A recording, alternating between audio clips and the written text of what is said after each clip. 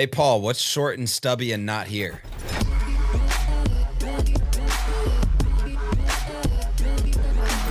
This is Collabs. Chicken nugget. Chicken nuggets and Michael Cirillo. He's Got on the him. other side of the world right now. He is. It's unbelievable. He posted about it yesterday. That man is in the Middle East. He's in Pakistan, I believe. Yep. And he can't be here today. He can't be here. We're so sad. It's like one of the very few times where we're not all three together. We love having guests on this podcast, legitimately, but we also love the micro moments that we get with just the three of us to He make really stupid is. comments about nothing. So Well, with Cirillo, it's this blend because he's always good for some comic relief, right. Slightly irreverent sometimes, but then he just comes across with like the deepest question known to man. So like you never know, but it's really hot or cold. It's comic relief, total joke, or it's like an incredibly serious question. Just something that we can never even think about. I know. Speaking of things that we couldn't think about it, I mean, us being on the East Coast and Central Time Zone, thinking about operating in the West Coast is like, it's like a foreign country in my world. So crazy how that is. Yes. Yeah. So today we've got Brian Maas, the president of the California Auto Dealers Association, and we've gotten the opportunity over the last, I don't know, year now at this point to just kind of get to know him and Autumn and the marketing team and hear exactly what they're doing. They came to us kind of through the More Than Cars channel. After I got to seeing spend time. Who was myself, Al, and Jordan got to spend some time with them at their dealer reception at NADA a few weeks back, and the moment I walked in there, like the vibe was different. Number one, everyone was like dressed really well. And I was like, oh, this is California. We're in California now. Right. Yeah. Right. But everybody had warm. boat shoes and no socks and they look better than me. That's all I can say. They were dressed better than me. And everybody was just very like warm and welcoming and was having, fun loving, but very serious about like doing a great job to serve customers. And so it kind of brought me right back to the fact, like, no matter where you go in this industry, right? You see this table stakes of giving the consumer what they want and understanding the importance of giving them a great experience, like through and through, and serving them well. So we hope you enjoy this conversation with us and Brian Maas. Learn a little bit about the West Coast if you live on the East Coast and you don't get there that often. Hey, Brian, it's so good to have you here. Thanks for joining us today on Auto Collabs. Thanks, guys. Happy to be here. It was so much fun that like some of the ASOTU team got to hang out with the California Auto Dealer Association at the NADA show. It's always tough, right? You have these two coasts, and even though it's one industry, going coast to coast is difficult. And I have to tell you, spending some time with the California auto dealers, like in the room, meeting a lot of people, I had a feeling. I told Kyle, this was like, man, I feel like we're really missing out. So we're really glad to bring some of that energy into the ASOTUverse today. Awesome. Happy to join you guys.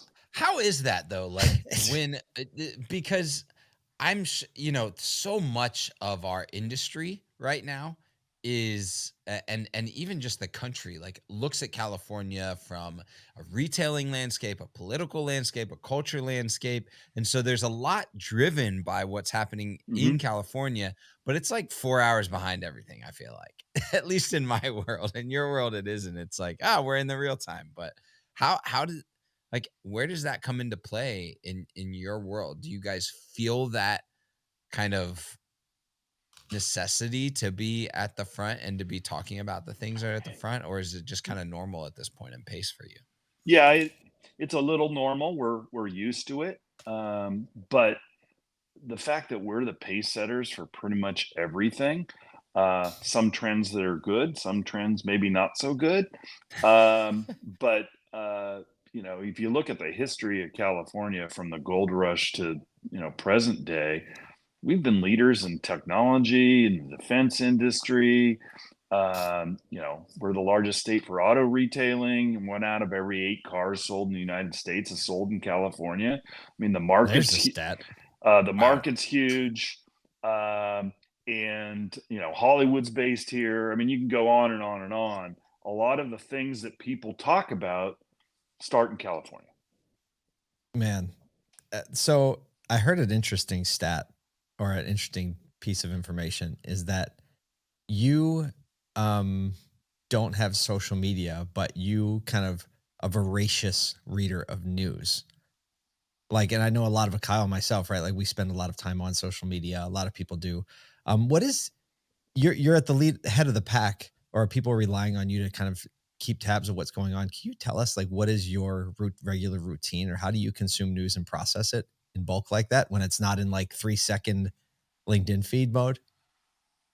So, part of it is a personal interest. I've always been a big consumer of news from a lot of different sources, including, of course, your newsletter. Um, but trying to stay up to speed with what folks are talking about.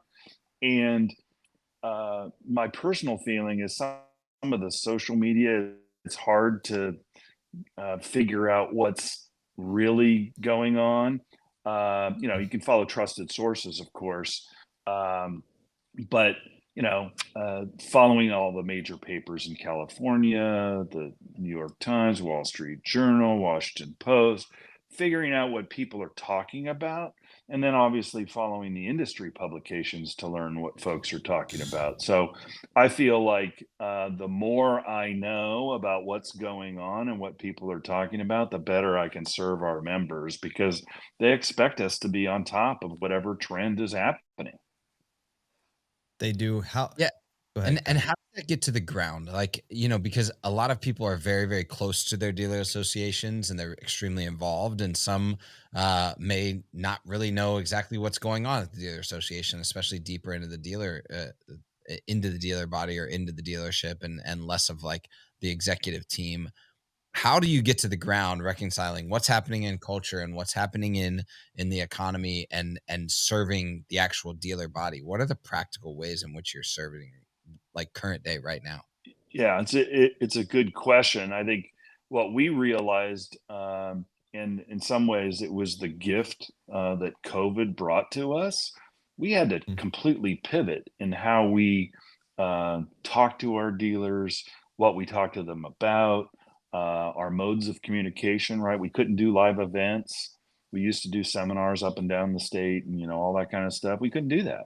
So during the midst of COVID, especially when it started in 2020, we were sending daily alerts to our dealers 7 days a week for the Mm. first 2 months because local jurisdictions were shifting their policies and all kinds of crazy It stuff was was going crazy. on. Absolutely. And I think our dealers were conditioned to rely upon us to figure out what the heck was going on. In some cases, in their own jurisdiction, because they weren't getting a straight answer from, the city or the county or the state, and Right. we took upon ourselves to talk to them about that, and that's carried through.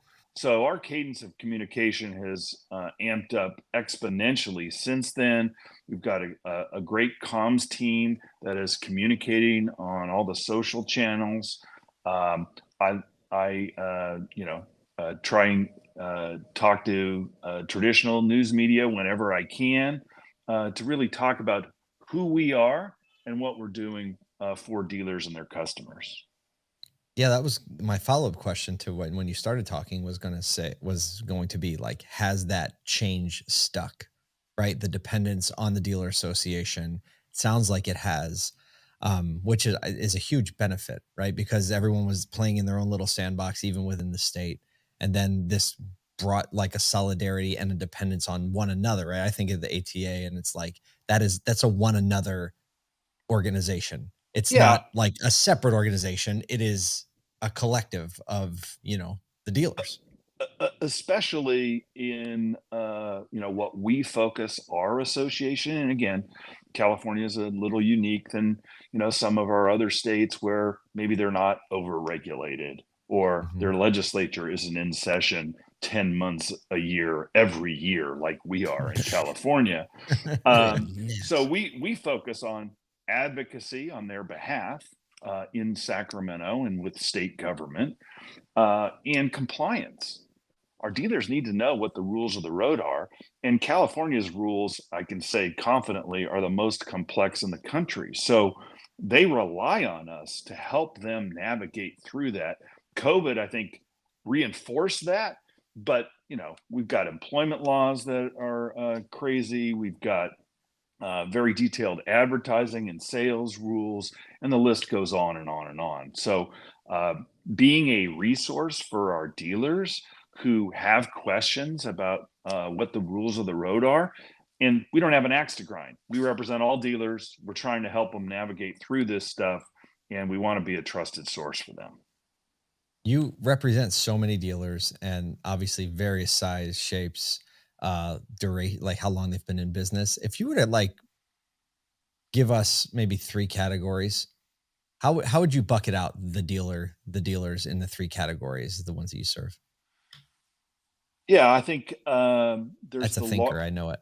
Hard there's the questions. largest groups, some public, some private, and these are uh, large organizations. And in California, they might represent anywhere from 10 to 50 stores.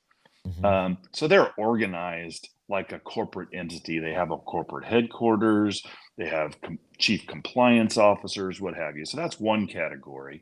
The next category I'd say is kind of the mid-sized group, anywhere from 2 to 10 stores.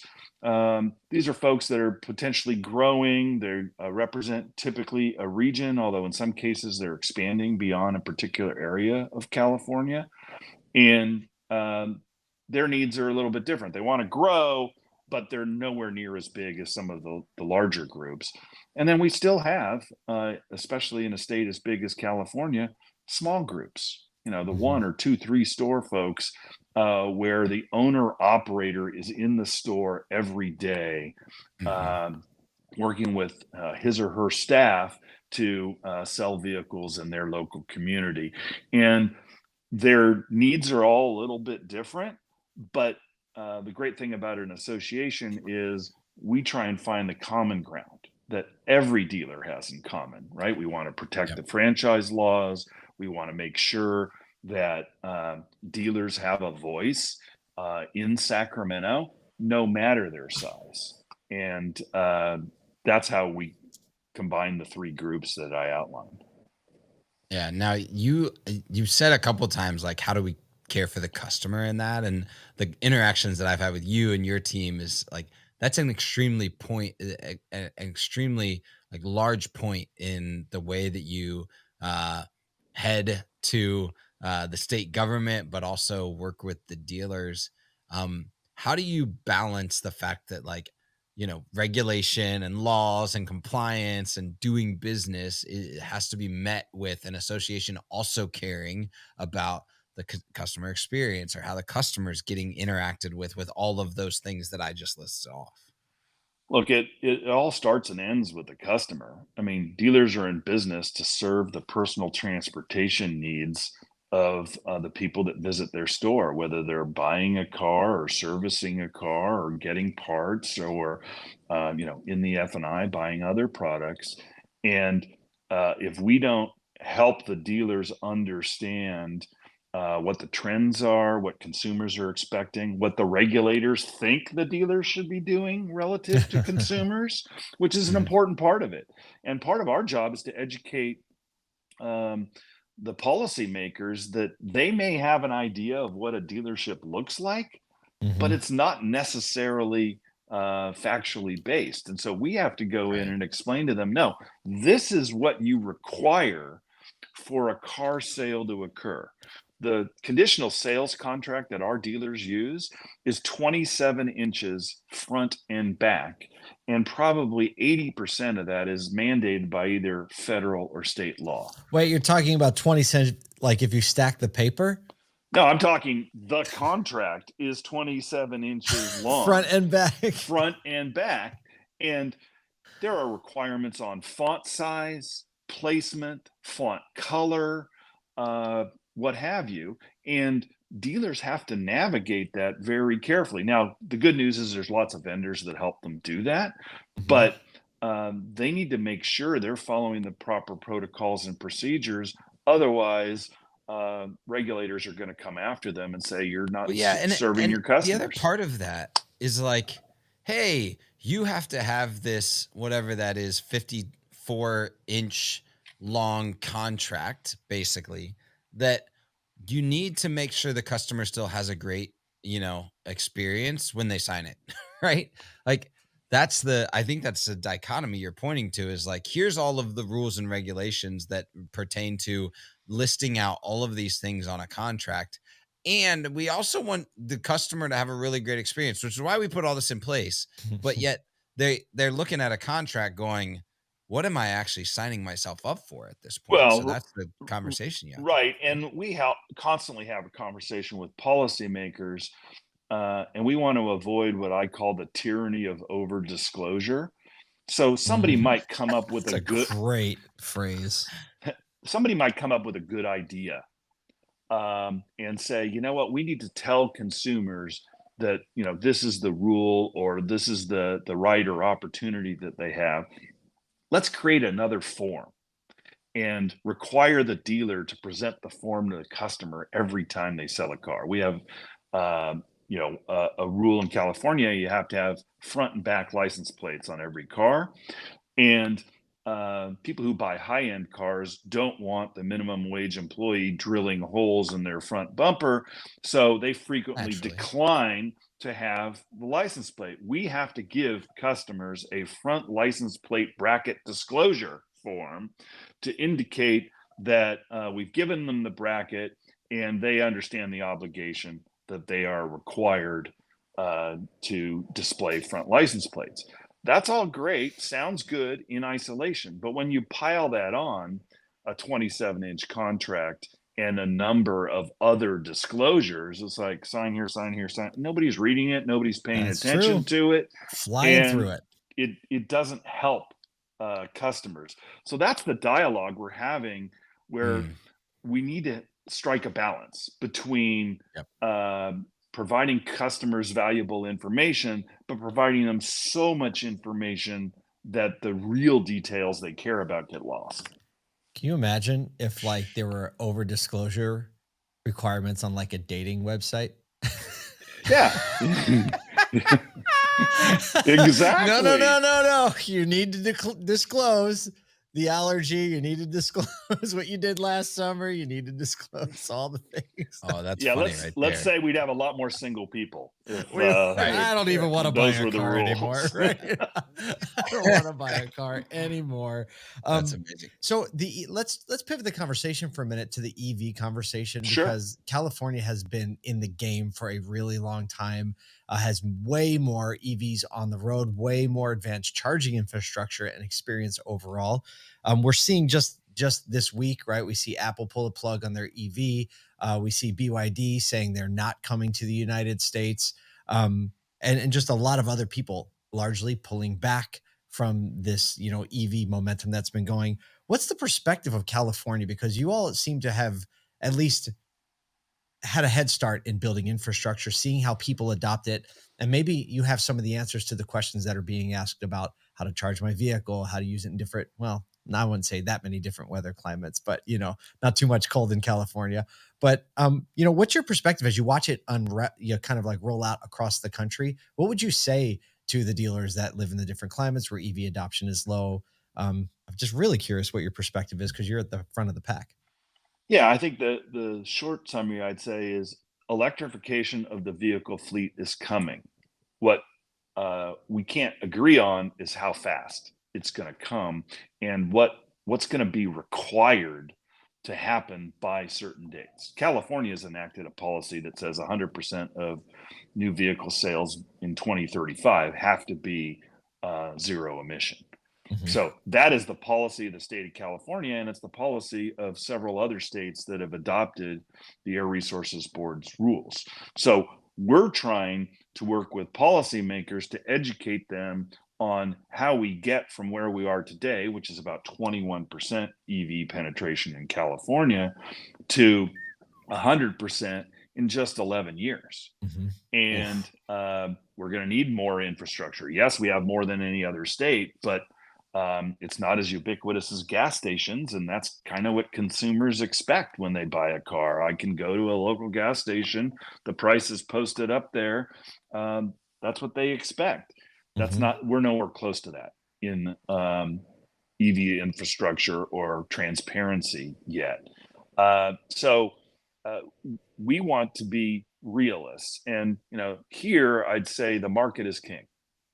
Consumers speak with their dollars, and they're signaling right now that as much as the manufacturers are making these cars, maybe they're too expensive, maybe they don't meet the needs of customers, and I suspect that policymakers are going to have to take a hard look about the pace at which they expect this transition to happen. We're in a position where we're trying to be supportive as best we can.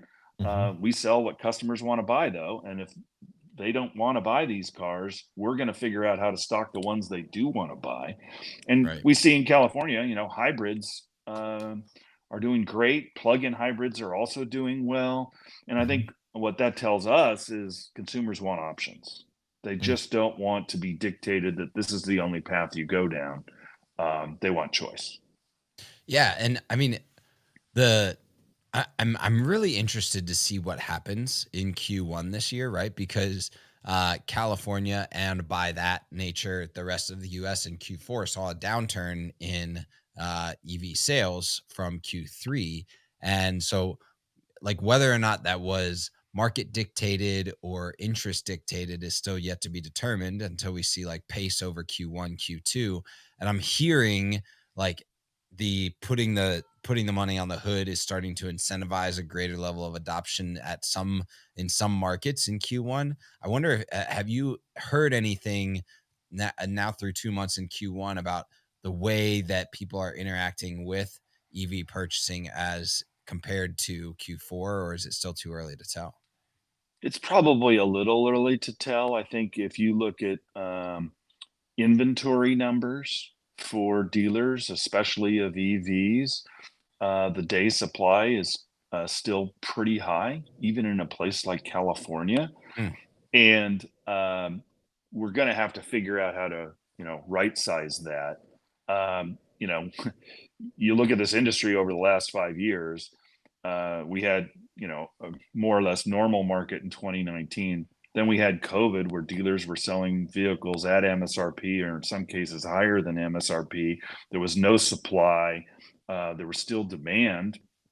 And now we've kind of flipped back to, closer to a more normal environment where, supply of vehicles that consumers aren't interested in is growing, and vehicles where, there's high demand, there's not as much supply. I mean, you ask any Toyota dealer right now, they can't keep a hybrid vehicle in stock. Right. That's right. Because that's what consumers want.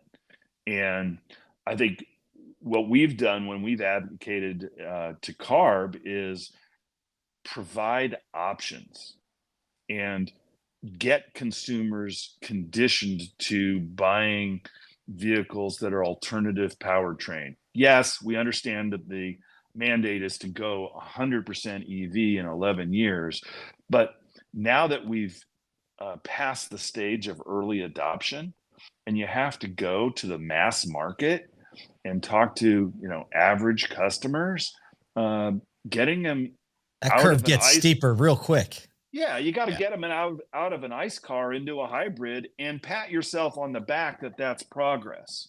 So rational. And you get them from a hybrid to a plug-in hybrid. That's progress. You can't expect every Californian to snap their fingers and all of a sudden stop driving an ICE vehicle and be in an EV instantaneously. Change lifestyle, add a charger, change the way they drive through the day. Like it's a wild kind of proposition that we're asking I've people said to it's jump. the most radical transformation in personal transportation since we went from horses to internal combustion engine vehicles in the 100 years ago. And we didn't even have back then, if you look at compare the two, we have such a rational path to EV. Like you just laid it out. We have gasoline, now we have hybrid, and we have plug-in hybrid, and then we have full electric. Back then, they didn't even have those. Like there was no stair steps. It's like this one you feed and it poops, and this one you don't feed. You pour Right. gas in it and it just goes, right?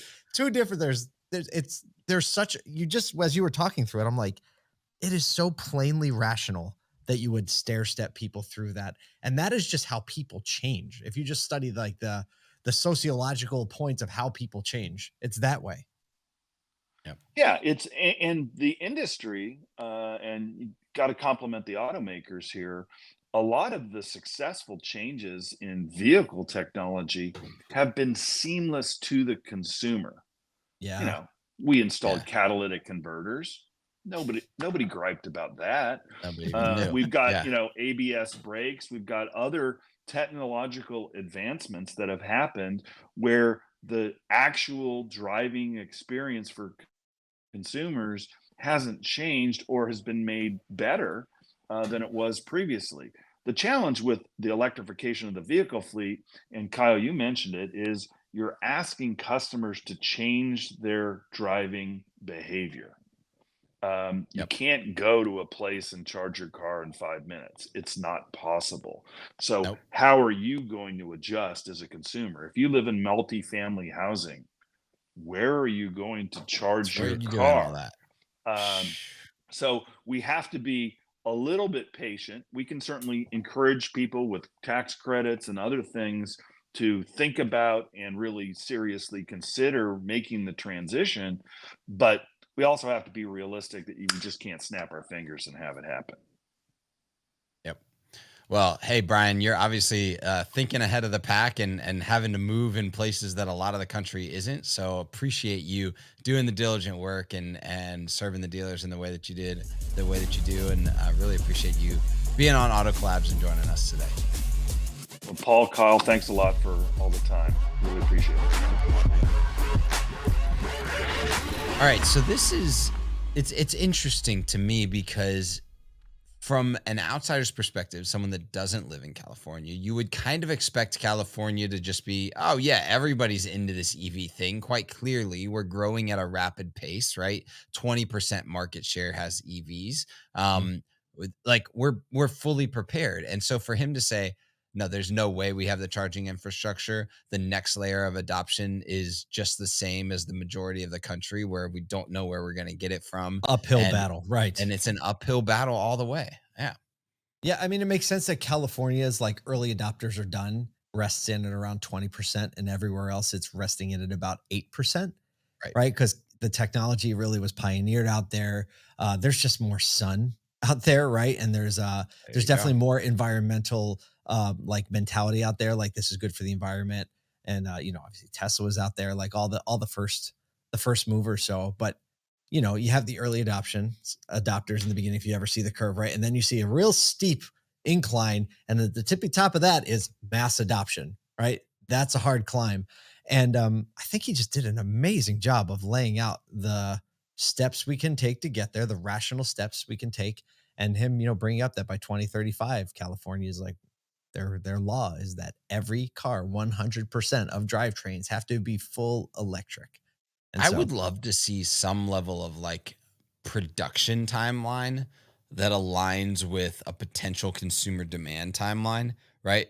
Like mhm. how do we I bet you in an office somewhere Toyota has it. We mentioned it Toyota in the definitely has it. conversation, right? But it's like what's the climb? What's the path to get there and how do we go through the hybrid to plug-in hybrid to EV and is can we get closer now because we've had the last few years of data, can we get closer to a projected timeline where kind of consumer demand, public infrastructure, private infrastructure, um, and production all kind of like come in sync Mhm. without a force thing, but knowing that there's a great end result in mind.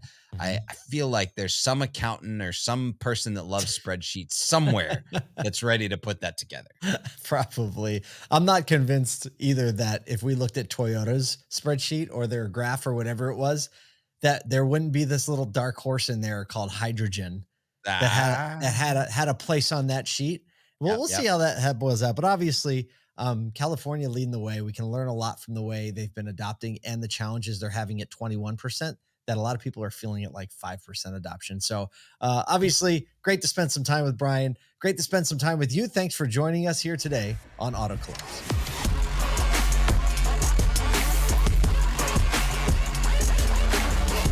Welcome to Auto Collabs. Why are we recording? Are we rolling yet?